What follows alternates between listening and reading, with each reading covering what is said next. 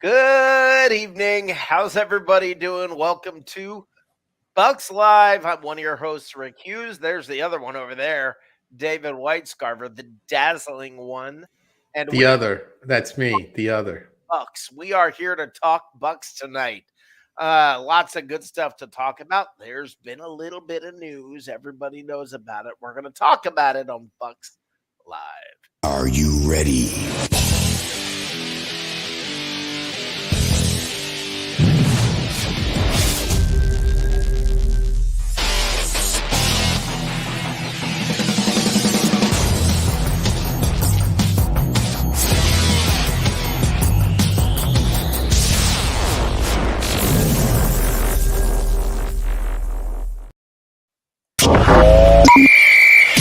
Get ready. Get ready.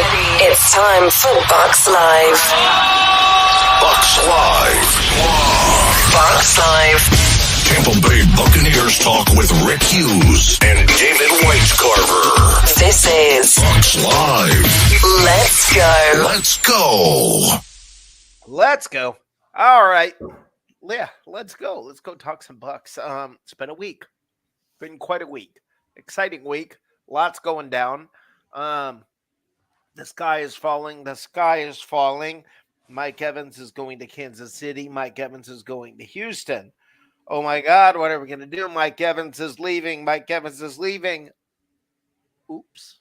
No, he's not. Mike He Evans was never going anywhere. he ain't going anywhere. And I think we've been saying this all along. Everybody just stop. Mike Evans is back. He's back, as he put it. He made it very clear he's back. He ain't leaving. And you know, It's almost like he never left. almost like it. But everybody's saying, oh my gosh, Jason Light, pay the man, pay the man, pay the man. Well, you know what? And everybody looks at that contract and goes, wow, that's 2 years, $52 million. That's a lot of money. Not really.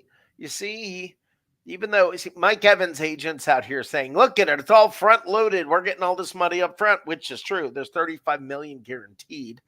And Spends well. I believe he had a $29 million signing bonus, $5 million salary the first year. And then basically most of it is in incentives, etc. Very makeable, achievable incentives. I think it's something like catching 70 passes. For him to get the $52 million, they have to win 2 Super Bowls. That's not a joke. That's literal. That's the only way I'll take that. he'll get. Yeah. That's the only way he'll get that full $52 million. Pay the man. Pay him big. He's getting paid. He is getting paid. So anyway, Mike Evans is getting paid in a very team-friendly kind of situation. It counts $5 million against the cap this year. $5 million. What that means basically is you're almost getting Mike Evans cap-wise for free this year. That's kind of a big deal. The Bucs probably are going to be able to go shopping because of the way this contract is structured. So Center. Jason Light, Running back. Jason Light, Mike Greenberg, as always, hallelujah, thank you. Dave, how are you feeling about all this? Well, I'm feeling pretty great. And that's not the only big news we have going on, but we're focusing on Mike Evans right now. Team friendly, cap friendly. Mike's coming back. Allegedly, he announced within the last 48 hours he wanted to be a Buck for life to his agent. It got done. We move on. It's he never left. No, He's a Buck. he's a Buck. Always 10 years of 1,000+ yards. It's quite a remarkable career he's had. And I think that they didn't give up too much to get him. Right. And I think it was an appropriate deal for a 30-year-old wide receiver who known to have some hamstring issues. Just a bit. And let's go ahead and bring up that other news. Dave, you want to talk about it? Mr. Winfield Jr. is going to be back, at least for a year. Yeah, they franchise tagged him. look, guys, they're still working on getting a new contract signed. They will get a new contract signed. I'm fairly confident about this. They'll get a new contract signed, which will probably also be cap number wise a friendly deal. So he's not going to be hurting. He's going to be living his best life, making a lot of money, and it's probably, through the amazing cap gymnastics that this front office does. Guys, this team, what people don't realize is this team went from, oh no, are we going to lose these people, to all of a sudden, hey, we're re-signing all of them, and we got money to go shopping. And that is amazing. And I want to point out something nobody's talking about. I want to point something out that I literally have heard nobody else mention. I'm sure people are out there doing it, but I haven't heard it anywhere. We cut Shaq Barrett, correct? To make cap space. Who didn't we cut? We didn't cut Russell Gage. We didn't cut Russell Gage. Now, my thought process, he's got 1 year left on his contract, $10 million, I believe it is, or something against the cap. I think it's something like that. Russell Gage. Isn't he like what was he? He's like a wide receiver or something, isn't he? Wide receiver. I haven't thought about him in so long. Yeah, it's been a long time. He's been hurt. But the thing is this. Now, let's say they do their cap shenanigans and they renegotiate, restructure, maybe give Russell Gage, he'd probably be on his way out of the league.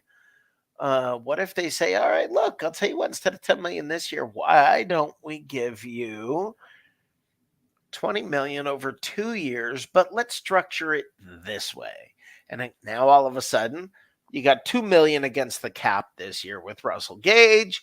And who knows, maybe Russell Gage pans out finally and becomes something. But if he doesn't, it's structured in such a way that it doesn't do any major damage. So, guys, this is what my big thing, and I said this at the time, after the Buccaneers won the Super Bowl and they brought everybody back. My problem with that move was you're going to be no better than you were the year before. You're going to be the same team you were, and you have to get better. This team has money now to get better. Maybe Jordan Whitehead could come back. Center. Without it. Running back. Well, yeah, they're gonna be able to go running back shopping. That's not a doubt. I mean, you can get They're always on sale. It's like going to TJ Maxx and Marshalls. There's always this big sale going on. You can get Saquon Barkley cheap. You can get guys cheap. I mean, that's a fact. I mean, under $8 million, you can do that. And then again, the way you structure the contracts. So look, whether they're drafting a center, which is, I think, what they're going to have to do.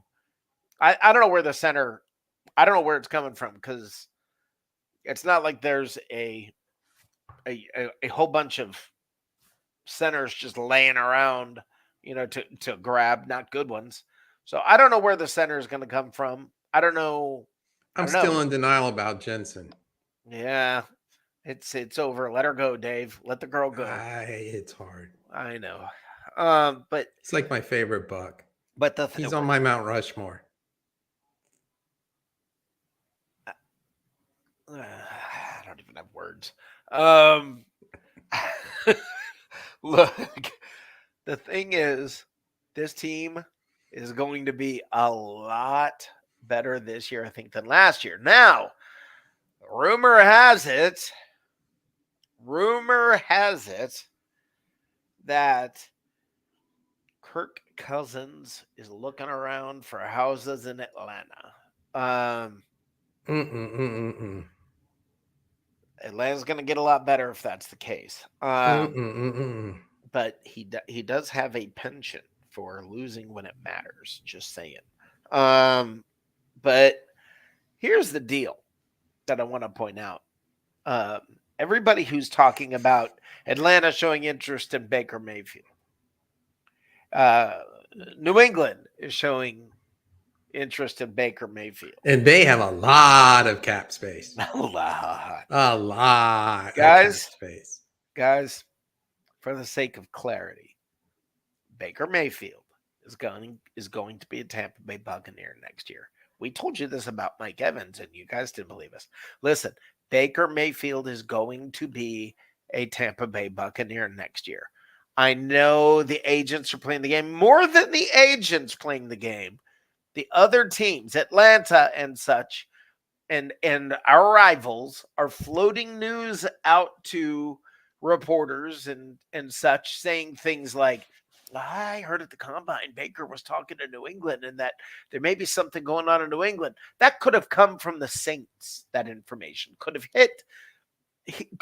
come from the Saints or the Falcons or the Panthers. Saints are scum. Trying to drive up what the Bucs have to pay for Baker Mayfield. Guys, let me spell it out. It was the Saints. Let me spell it out clearly. Baker Mayfield will be a Tampa Bay Buccaneer next year. It is not a doubt. 99% chance Baker Mayfield will be the Buccaneers quarterback next year. I leave 1% because lightning happens. Giant meteors happen. Right, a giant meteor, lightning, car accident, God forbid, something horrible takes place, whatever. He gets injured in preseason. But, I mean, the point is 99% starting next year's roster, Baker Mayfield will be under contract as the Buccaneers quarterback. Stop. I don't want to hear another flipping word about Russell Wilson. Stop it. Stop it. You don't want that to happen. Stop it. Ever. Stop it. I don't want to hear about Russell Wilson. Unless you want a backup. The answer about Russell Wilson is no, no, no, no, no. Now, this year's draft, heavy at quarterback. Very heavy at quarterback. And guess what other position they're very heavy at? I think it's interesting is wide receiver. And this team could use one. They need the needs of the Bucs. Pass rush, pass rush, pass rush. Dave? Pass rush. And? Wide receiver. And? Center. There you go. That's what I was looking for you to say. I've been practicing that. Yeah. The thing is, guys, the Bucs need a few positions, but they have the option to be able to fill some of those needs prior to the draft. And this is the important thing to know. If they can fill most of those needs in the draft, you cut Jason Light loose in the draft to draft the best player available. He's pretty good at that. There's somebody that deserves an incredible amount of praise here, and that is Jason Light. He has created a culture. He's created an organization where people want to come play football. Baker Mayfield wants to stay in Tampa. I'm sure that you might trim a little off that contract because how much he wants to stay in Tampa. And you were good enough and you built the culture in place where you drew Tom Brady to come here, and it resulted in Super Bowl #2 in a blowout win against the Chiefs. Jason Light does not get enough credit, and neither does the front office and the ownership too. It's like, oh, they own Manchester United too kind of thing, and that sort of comments that come up. But ownership from top to bottom in the organization has done a great job. And these things don't just happen. We mentioned last week or last time we were on about how this is backwards. It's usually a very contentious negotiating process with people having as much leverage as they can manufacture in the media for their benefit. And you got people going, yeah, we want him back. And then Baker, oh, yeah, I want to come back. And hot mic times when it's like, yeah, I want to go back to Tampa. Yeah, I do. I like it. They're great. I love the organization. They're all about winning, blah, blah, blah, blah, blah.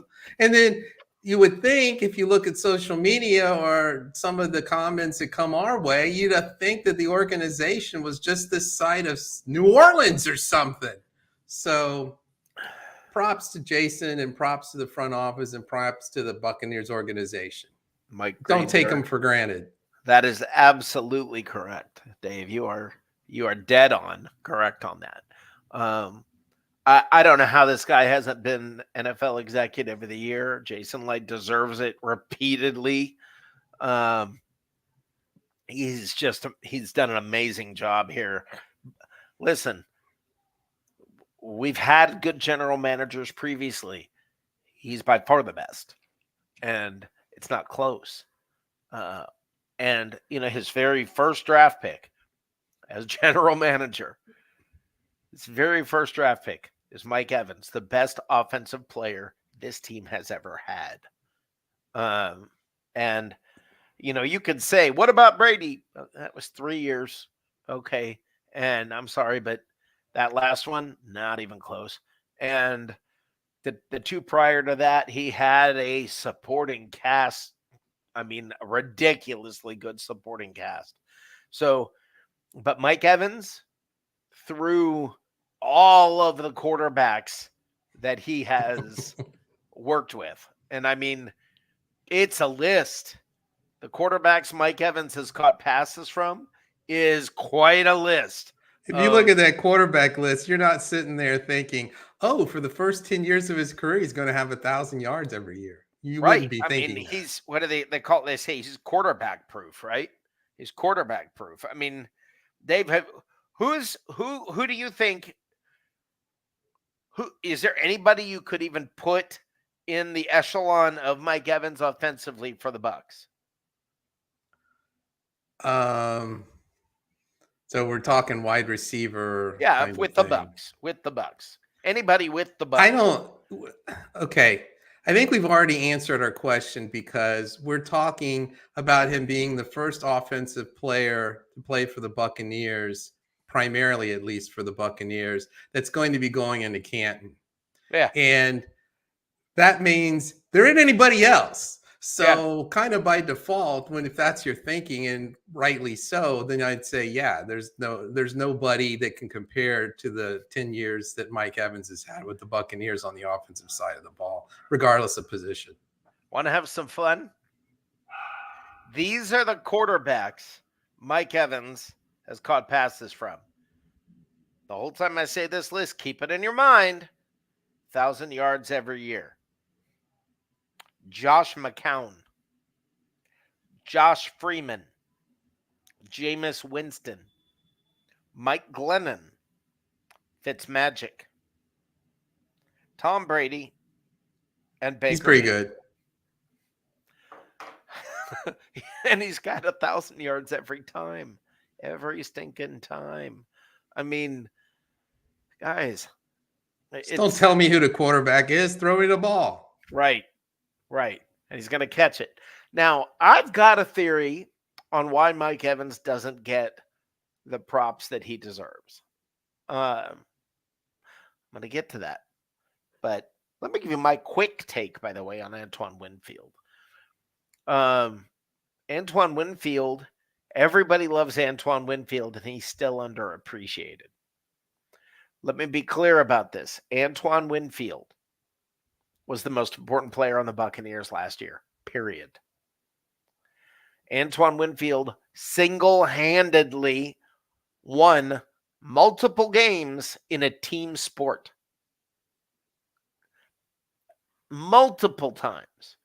He'd made last-minute heroic plays, running down somebody who's about to score a touchdown when everybody else had just given up, and now he comes flying out of nowhere, causes a fumble. Listen, and that happened more than once, by the way. That's not just one freak play. He did it against the Saints. He did it later in the year. I just lost who the second one was against. Somebody in chat will probably say it. K-pop lover, if you know. But the thing is, Guys, it is critical, and understand Antoine Winfield coming back was non-optional. Um, it's more optional to have Baker back than it is to have Winfield back. Oh, if I And have to pick two players on the Bucs, one on each side of the ball, who are untouchable, uh-huh. Antoine Winfield Jr. is on defense, and Tristan Wirfs is on offense. I Those are I my two think that's untouchables. I think that's true. And by the Don't way, don't they even are call looking at, because you ain't got enough. and the Bucks have enough money that they are actually looking to extend Wirfs this year, even though his contract is not up. Think about the difference from last year when they were so strapped against the cap because they decided they had the option to spread out Brady's contract, but decided take the full hit last year, so we'll be more free in the following year. And this is what it looks like. Well, I mean, they Uh, knew Evans was going to be coming up for a new contract. You They knew got $5 million a year, $5 million against the cap. you Five. knew somebody was going to be up at quarterback. I mean, let's face it, 2 years ago, you didn't know it was going to be Baker Mayfield and he was going to make this fabulous comeback season that he had this past season. But you knew somebody was going to be coming due. So again, props to the front office. Yeah. Give them give them a little praise. And I want to talk about about the difference between Baker Mayfield, or why Baker Mayfield was successful. And remember, the Buccaneers could have gone after some other quarterbacks like Derek Carr or whatever, and why they went for Baker Mayfield, which, by the way, I will tell you, I was beating that drum. Yes, I'm tooting my own horn here. I wanted Baker, and I know AJ from the Aftermath wanted Baker. We were. I said comeback player of the year You from the did. beginning. Dave As soon as he put ink to paper. Absolutely, but I'm saying prior to that, we were pounding the drum wanting him. And the thing that is so amazing to me about this is when Baker, why was Baker more successful? And there's a very clear reason, and it doesn't mean now you guys are you ready for this? Please follow what I'm saying. Baker Mayfield. I'm not saying you guys are going to flip out. I'm not saying Baker Mayfield is a better quarterback than Derek Carr. Okay. You can look at last year's stats and say, well, look. Okay. Here's the difference. And this is the brilliance of the Buccaneer organization. This is why the Buccaneers are consistently successful and the Saints are not. The Buccaneers brought in brought in Baker Mayfield and then said, let's get an offensive coordinator suited to Baker Mayfield. Let's build a system around Baker Mayfield. The Saints said, we got this great system. Derek, come on in and run it. And that's where the difference lies.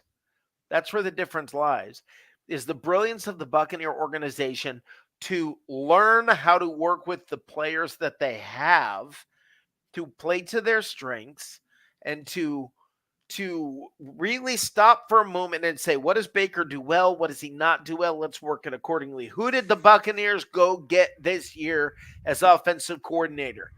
Someone endorsed by and desired by Baker Mayfield. They didn't just say, we're going to go get this great offense coordinator, bring him here, and Baker, you're going to have to fit in. They didn't do that. They're putting the pieces together. This is the brilliance of this organization that goes way unnoticed, way not talked about, and I think it's wrong. This is what this team deserves props for. It is incredibly smart that they don't just try to slap a bunch of pieces together, but they stop, they think, and they put together a great organization holistically. Not just one guy, not just we'll bring in a good piece here and a good piece here. They used to do that prior to Jason Light. You guys remember when Darrelle Revis came in and was in completely the wrong kind of defense? I mean, you bring in a basically a man coverage guy and tell him you're going to play zone. Gosh, why aren't you doing so good? I mean, there's a balance to how you run this and how you run an organization. And this team, Jason Light, Mike Greenberg, and the coaching staff, Todd Bowles, deserves He's a so losing much credit coach. for this. We ought to get rid of him. Jets, Jets, Jets. Yeah, he couldn't win there, can't win here. And this is the brilliance of what's happening with this team, and something feels special. Here we go again, guys. Something's starting to feel a little bit special, and we've had that feeling before, and it just feels like we're at the beginning of building something a little bit special. I'm pretty excited about that. Now, for the sake of clarity, let me talk about it. I told you I wanted to get into this. Why do I think Mike Evans does not get the credit he deserves? I got a theory, and I think it goes back to Mike Evans' first few years. First of all, working with bad quarterbacks. But having said that, Mike Evans did not have a great attitude. He's a great team player. He's always been a great team player, but he whined a lot, got a lot of flags thrown on him. He did a lot of things through tantrums on the field, complained every time the ball was thrown to him that he was being interfered with, got in some shoving matches and such in the end zone, and he had to grow up. And that, I think, set the tone outside of Tampa on what people think about Mike Evans. Here in Tampa, we've been able to watch the guy mature and grow. Well, some of it, I think, is his personality. He's not an OBJ. He's not one of those guys that are going to go prance on the opponent's logo. He could have been. He started with that attitude. He did, and he's a consummate team player, and I don't think he's drawn to that spotlight. He's not self-serving in that regard. I don't believe, as to some of the other flashier wide receivers are. To me, when I think of Mike Evans, I think, put on your hard hat and grab your lunch pail and let's go to work. I agree. That's the grown-up Mike Evans we know. Correct. But the rookie year and second year, he was that flashy guy who was out there. He'd just been playing with Johnny Manziel. He had that mentality. There was that mentality. He was loud and obnoxious, but he did grow up. So no, but to that's his credit. where, yes, absolutely to his credit. Okay, there's like 52 million reasons to his credit. Well, you were joking about you were joking about the Mount Rushmore. Listen, man, if somebody puts Mike Evans on the Buccaneer Mount Rushmore, yeah, all right, I get that. Okay, I get that. Although I'm not sure how you can carve a tattoo. I don't know how that works, but I mean, listen, Mike Evans deserves the credit that he gets.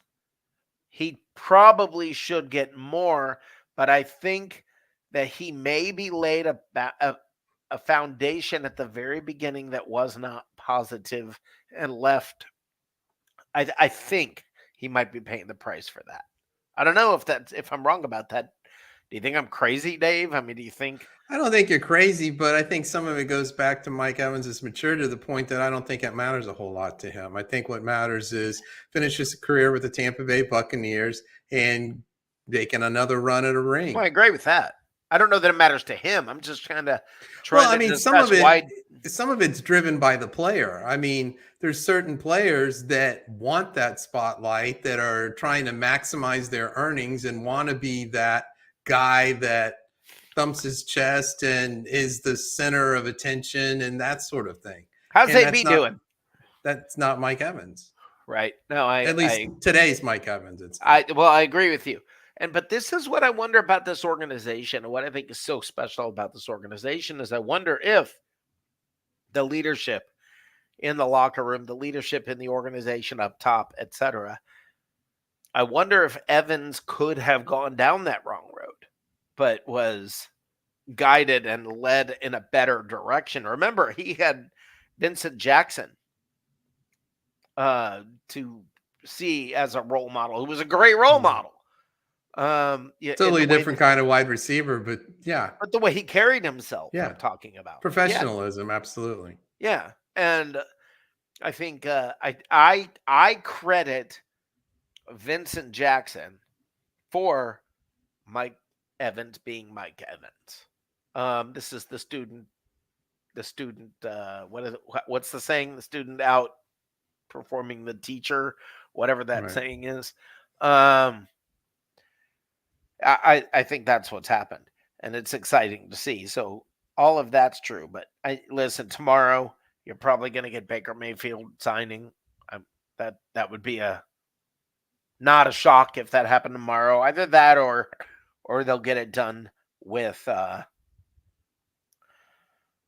either that or they'll go ahead and get the contract done with Antoine Winfield. I get the feeling now that he's tagged, the priority is going to switch to Baker, and then because they have time to deal. Now they've got time with Winfield. They have time. They also want to know what their cap situation is before they go shopping as well. So they'd like to Agreed. get that wrapped up. Yeah, but as far as who's going first, look, I don't know. Is Levante David coming back? I don't know. God, I want that guy back. Oh man, I want him back. I have an autographed jersey of his. Man, I want him to come back. Devin White. Devin White, I heard that the projection. Now, if you recall, Devin White was saying, I'm sorry, I'm trying not to laugh. You blew it. Prior to last season, Devin White said, I want to sign a $100 million contract. And my thought would Let be, me in say what it again. sport? Let me say that again. Devin White said he wanted to sign a $100 million contract. Sport Track has him projected to sign a 1-year contract for $6 million somewhere. He's Still live off that. obviously he's obviously coming from the Jameis Winston school of negotiating. Listen, and if you're in a contract year, let me tell you something. Antoine Winfield knows how to have a contract year. Devin White does not know how to have a contract year. Okay, so I mean, Antoine Winfield, Mike Evans. This is the beauty of both of these players. Both Evans and Winfield is both of them all year long just shut up and balled out. No shenanigans on social media. I'm scrubbing all signs of anything Buccaneers. No, gosh, I'd look good in green or whatever the heck it was that he said. No putting little eagle slogans up. No, Mike Evans and Antoine Winfield went about their business and got paid. Devin White looking at a 1-year, $6 million contract. And that guy could have made some bank if he just kept playing like he did early in his career, like he did in the Super Bowl year, like he did back then. But when Todd Bowles said some people just have that Super Bowl in their head, that's who that guy's talking about. That's you think? I mean, it just, the next year and from then on, it's just been, he's just, I don't know. I don't know, man. This is a guy who did not play his cards well at all. At all. And it's pretty bad. It's pretty bad. Dave, you got anything you want to add? Well, Devin White, it is hard not to laugh. I mean, it's no joke when you're sitting there talking $100 million, and now for 1 year you might get 6, maybe. You're still going to have a roof over your head and plenty of food. That's not an issue, but it's just. I remember In graduate business school, I remember a prof, and it was really simple, but it ended up being profound for me. It's like, there's office politics, there's things outside of your control, but here's the one thing you can control, and this is the one thing you should do, and that's do a good job. As long as you're doing a good job, people can throw arrows at you, they can try to pull the rug out from under you, but if you go do a good job, you've done all you can do, and you're going to end up on your feet and doing well. And I think that's exactly what's happened here. Devin White didn't succumb or live that way, but you've got other gentlemen who did, and Antoine Winfield Jr. and Mike Evans, and they're reaping the rewards of it, and justly so. Levante David. Think about this. Levante David is not young. Okay?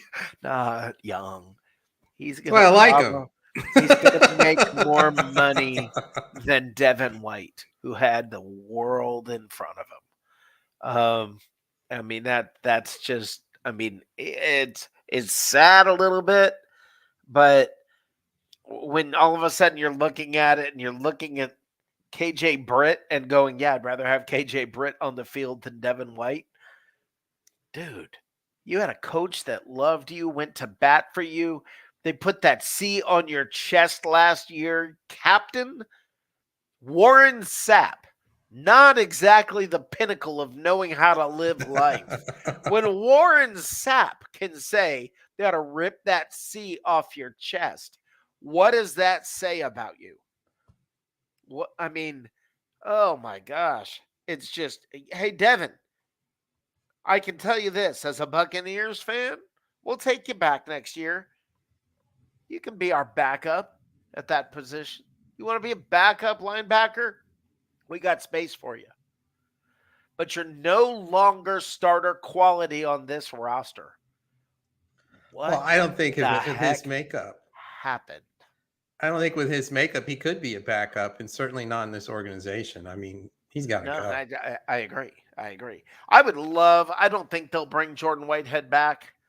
Because rarely does somebody go back to a team after they were let go. But man, I would love to see Jordan Whitehead back. I love that guy. I mean, he was fun last year. He puts a hurting on people like John Lynch. I mean, that's the visions I remember. Just a shoulder pat on the ball and the ball going one direction and the player going in the completely opposite direction and it not being once or twice. I mean, the guy had this knack for getting his shoulder pad on the ball somehow. And I mean, it was just, I wish we could get Jordan Whitehead back. Mike Edwards is out there. There are people out there. Chase Young's out there to be had. Put him on the opposite side of the line from. There's no state income tax in Florida, guys. Yeah, just remember saying. That Saquon. So anyway, it's good being a Buccaneers fan these days. And all of you who are complaining, all of you who are saying, please don't bring Baker back. Please, we want this guy or that guy. Stop. Dave and I've been screaming at you guys for 4 years now. This is the time to be happy. 3 years in a row, you're on your position. Never done it before. Yeah. 4 in the playoffs. The first one was a Super Bowl. I mean, trophy cleans up real nice when you polish it extra nice, real good. Sparkly. It's just amazing to me that you win a Super Bowl and then win your division the next 3 years and people are complaining. Coach is a loser. He's got to go. General manager's got to go. Just the owners have to go. Everybody's got to go. Glazer's out. I mean, it's just. Bulls never had a winning season. I do not understand some of you folks. I mean, all I can think is maybe being a fan has changed so much that even if you say, I'm a Buccaneers fan, maybe you're really a fan of your fantasy team and you're really only caring about if a few players do well and that you really aren't a fan of the team because nothing else makes sense to me. I mean, I can't figure out any other way to justify not being happy now. I mean, if you're not I got happy now, what does it take? I got a cousin who for a very long time had Bengals season tickets. He would never play fantasy football because there's no way he'd ever root against somebody on his team or against someone on his team. Well, No way. Dave, as you know, I was in a fantasy football league with you for how long? Goes back to like almost the turn of the century. Probably prior. It might be so. That's Yeah. true. Yeah. And the thing is,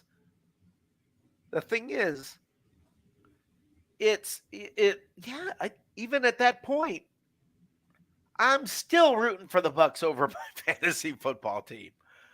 And even though now, okay, I'm not doing fantasy football anymore because it, I unfortunately I'm getting old and I only have so many my brain cells. I've only got so many left, not as many as I had when I was younger. And I can't watch all the players and separate that from the game and this is happening and that. Uh, I mean, I'd rather just root for my team. I just want to root Keep for it my team. simple. Don't complicate things. And you know what's funny is sports betting has become such a big deal. And I don't even bet on my team. I don't even bet on these games because that would change how I just enjoy the game. And it's just a pastime. It's just fun. And it would become, I no longer am rooting for my team. Now my team's got to only win by this much, or there's all this stuff. Go Bucks, man. I don't care about the rest. Go Bucks. Bucks, all the Bucks. Just that's all. I'm too much of a numbers guy to bet. Well, yeah. It's stacked against you. Look at that ball. It's not shaped round. And even if it is, they're not paying for all those fancy schmancy lights in Las Vegas by having an even playing field. So Yeah. even when the ball is round, the playing field is not flat. It is not even. So I don't know. As Tom Bucks fan says in chat, best Bucks days in our life. That is a fact. That is a fact. What is this? DW is a great athlete. He's not a good football player. Devin White. I think Devin White is a great athlete, and he's a great football player when he's not a head case. But unfortunately, I think he lacks the maturity to navigate the NFL life. I don't think he is. Shut up, Dave. I don't think he's navigating. I didn't say anything. You were thinking loud. I think he lacks the maturity of someone who can navigate the pitfalls of the fame and the NFL life. And I think he cares more about what's it? Get Live 45. He's more of that than he is a football player anymore. And that's he's trying to be a brand instead of a football player. He was so good. He was so good when he was young. And it's just sad to see what happened. It really is. It's the flip-flop of the 360 of what Mike Evans. He got off to an immature start and improved and became a better person. And Devin White regressed. So yeah, here you go. Here, look at what Tom Bucks fan said. Dave, you and I were right there with him. I celebrated 2-14 in 1977 because I broke our 26-game losing streak. Tom, we were right there with you.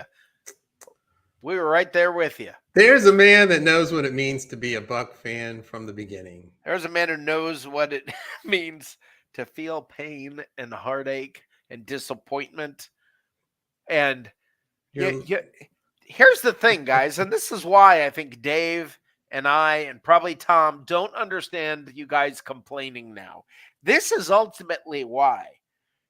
Because we went decades with no hope. There wasn't even no winning. There wasn't even hope. It was a 16-game schedule. For 12 straight years, the Bucs lost 10 or more games. For 12 straight. They're literally, I remember we had a conversation before the season even started. We're like, well, wait till next year. Wait till next because year. It was not happening this year or probably the next year or who knows when. So we're having a good time. Let's put it that way. Yes, we literally used to have to say, wait till next year before the year started. Yeah, you're looking at the top draft picks by week 4. I mean, it was just awful. So, guys, a Super Bowl followed by 3 division championships. I'm good with this little run. I am Keep it going. Very happy with this little run we got going. Very happy. Anyway. All right. I right. love it when I have to think when's the last time the Saints won a division title. And you know how think about that.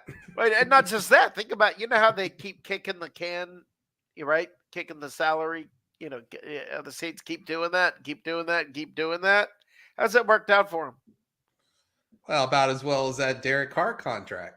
Yeah, how's that worked out for him? So, this is what I find funny, and I got to say this to you, Saints, because I'm saying this from the bottom of my heart. I hate you. From the bottom of my heart, our cast-off quarterback, our guy that was like, yeah, whatever. He, see, I'm balling. I'm balling. Check your sheet. He's perfectly happy being your backup. He's perfectly happy backing up Derek Carr. Remember, to Saints fans, listen, one thing we as Bucs fans can relate to is losing. Get comfortable. Just kick back. Get comfortable. A message to you Saints fans. Get comfortable losing, because that's what you have to look forward to. The mortal words of Lane Kiffin: get your popcorn. Get your popcorn ready. All right, it's good. It's good to be a Buccaneers fan now. Dave, any final? You got to go to Tom's Bucs fan. His latest comment. It's fabulous. All right, hold on. Let's see here. Our old Bucs owner was so bad that his wife wanted to dig up his grave and shoot him. Remember the Bo Jackson fiasco? Yeah. His wife said, my biggest regret is that I can't dig him up and kill him again. Yeah, those were bad days. I remember Bo Jackson said, don't draft me, Buccaneers, because I'm not going to come play for you. And what did they do? They drafted him, and he didn't come play for you. So, let's do something. Let's do a special at some point during this offseason, Dave. Let's do an all orange special, a creamsicle special, where we just we talk about nothing but the misery. The whole show, every little bit of it is about how bad it was.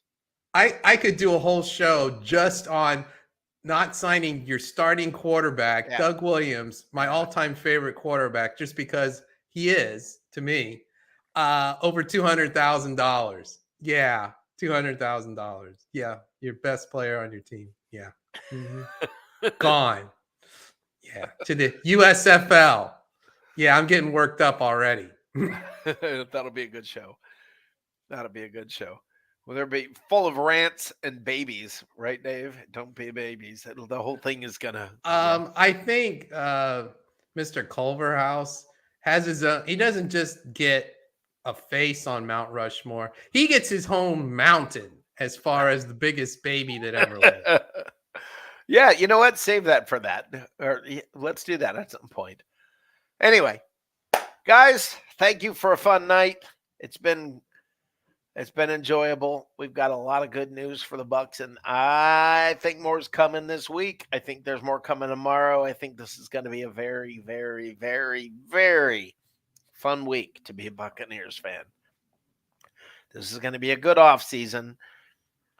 the Bucs seem to be in that mode again, where something feels good. Something feels Center, good. wide receiver, running back.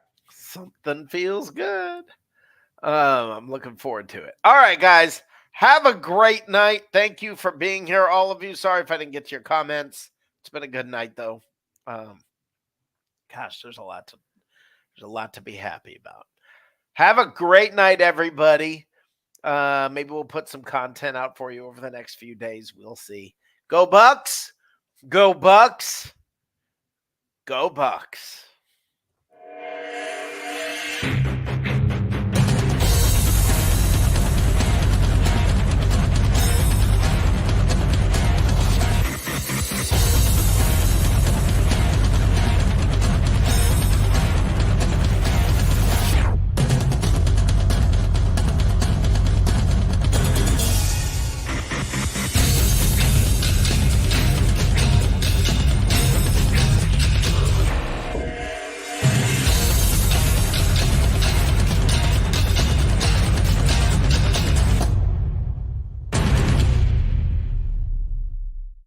We sucked today. I sucked today. We sucked today. It was awful.